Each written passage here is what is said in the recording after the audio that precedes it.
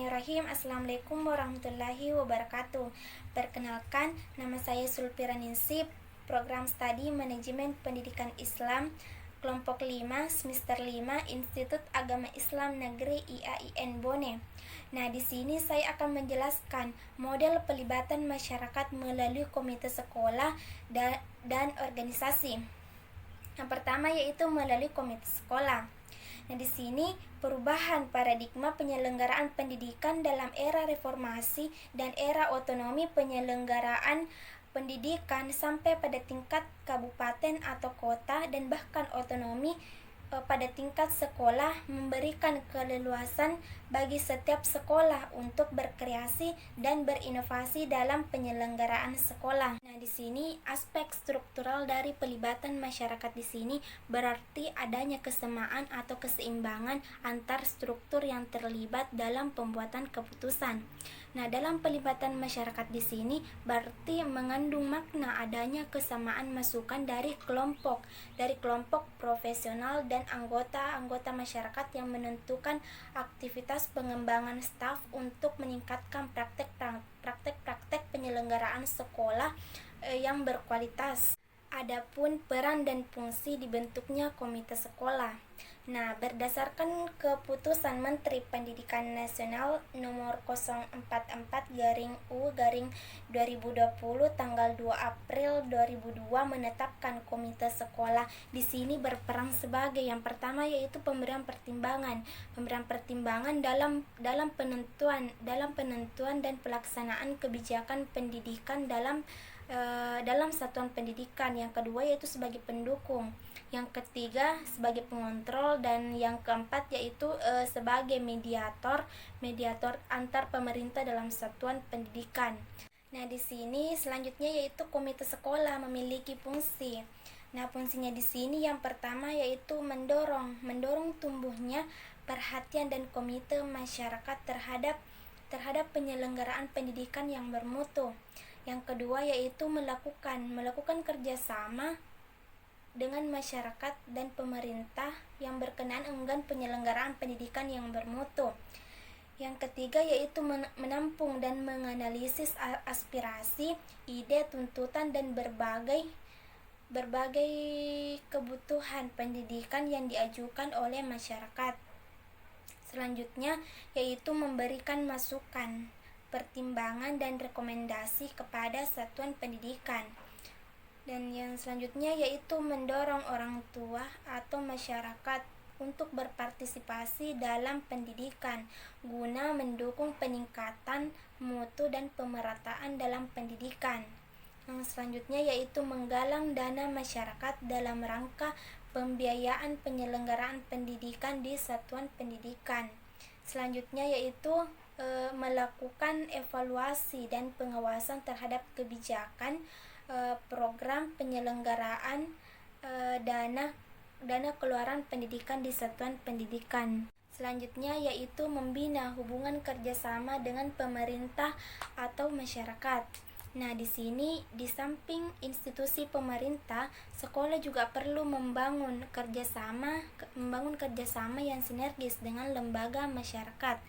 Karena hal ini sangat penting untuk diperhatikan dalam kerjasama dengan lembaga ini, karena jangan sampai sekolah larut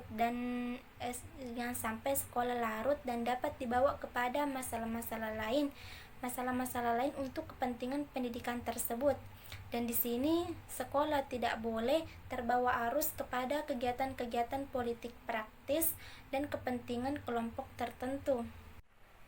Nah, berbagai bentuk kerjasama yang dapat dikembangkan dengan berbagai institut tersebut seperti yang pertama yaitu pemberian atau penggunaan fasilitas bersama. Yang kedua yaitu pelaksanaan kegiatan peningkatan kemampuan siswa, dan yang ketiga yaitu pemanfaatan sumber daya manusia secara mutualisme.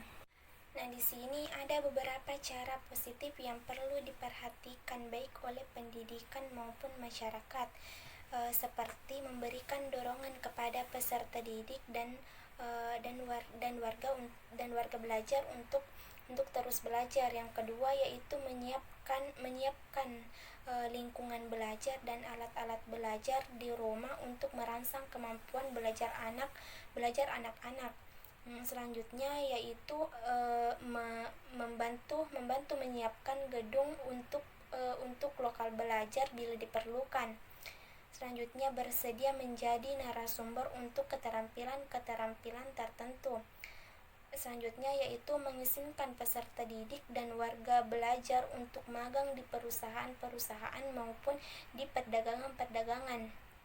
Nah, selanjutnya bagi perusahaan atau pemilik industri bersedia menerima warga belajar yang akan magang di perusahaannya sebagai partisipasi untuk dunia pendidikan.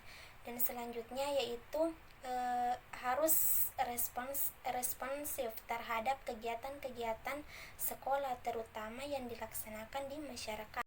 Adapun selanjutnya yaitu kerjasama sekolah dengan masyarakat terorganisasi.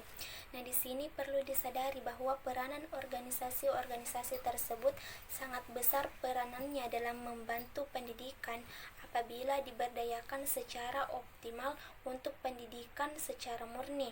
Nah, di sini ada beberapa organisasi yang sangat memfokuskan dirinya terhadap pendidikan seperti Ikatan Sarjana Pendidikan Indonesia atau SPI, dan yang selanjutnya yaitu Ikatan Sarjana Manajemen Pendidikan. Selanjutnya yaitu Persatuan Guru Republik Indonesia dan Masyarakat Peduli Pendidikan Indonesia, Gerakan Nasional Orang Tua Asuh, dan kelompok budayawan Himpunan Masyarakat Psikologi Indonesia. Dan semua organisasi tersebut sangat besar manfaatnya apabila sekolah mampu menjadikan sebagai mitra bagi pengembangan dan peningkatan mutu sekolah. Dalam sebagai contoh yaitu kalau sekolah ingin meningkatkan bagaimana implementasi manajemen berbasis sekolah yang berkualitas, maka Ikatan Sarjana Manajemen Pendidikan Indonesia tersebut yang ada di masing-masing daerah di sini dapat dimanfaatkan sebagai mitra baik dalam pengembangan konsep implementasi kegiatan maupun pembinaan sehari-hari. Baik, mungkin hanya itu yang bisa saya jelaskan mengenai model pelibatan masyarakat melalui komite sekolah dan organisasi. Lebih dan kurangnya mohon dimaafkan. Wassalamualaikum warahmatullahi wabarakatuh.